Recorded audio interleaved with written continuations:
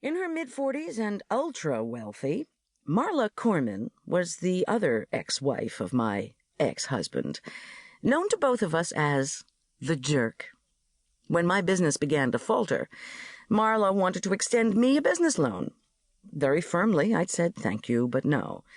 Next, she offered to have a venture capital firm, Prospect Financial Partners, in which she had more than a passing interest, analyze Goldilocks Catering as an investment prospect. To this, I'd also given a polite no thanks.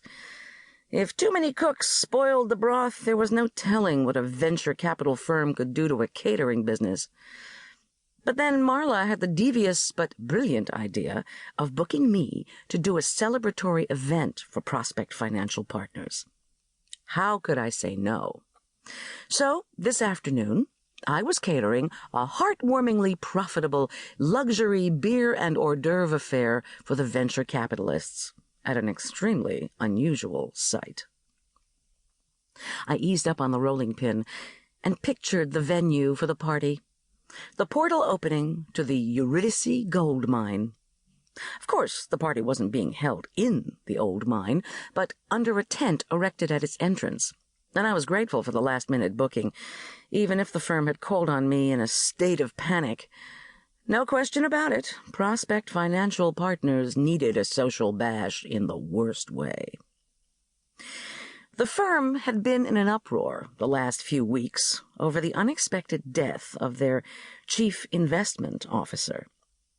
In what I viewed as peculiar hard-heartedness, clients had flooded the firm with unsympathetic calls to find out how Victoria Lear's dying would affect their portfolios.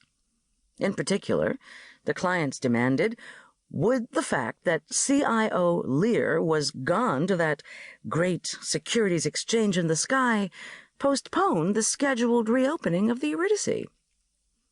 The partners had assured their nervous investors that plans to capitalize the reopening of the gold mine were absolutely on track, despite the unscheduled demise of Victoria Lear.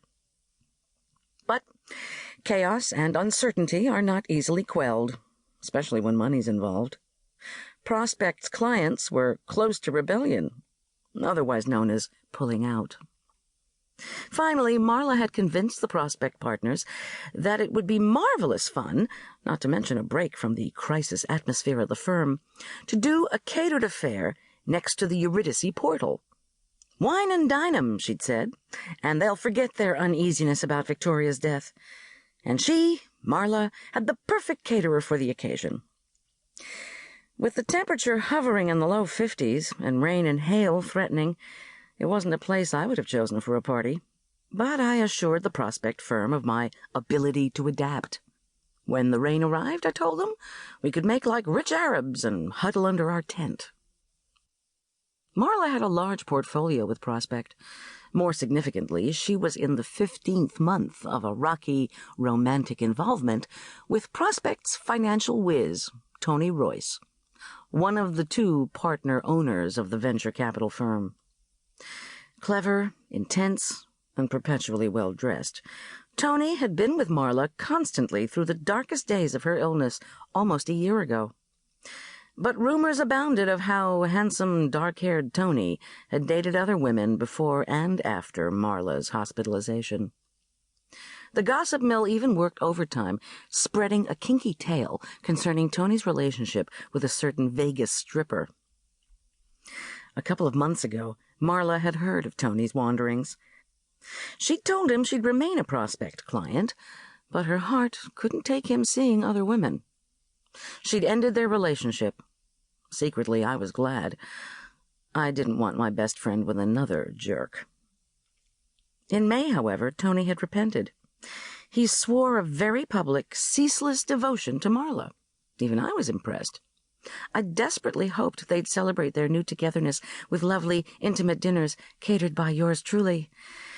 But no. Ever one to combine business with pleasure, this last month Tony had taken Marla to every restaurant where the Prospect partners were thinking of putting their money. Marla regaled me with stories about this panorama of eatery outings, where she would muse over the food, delicious, unusual, or just plain weird.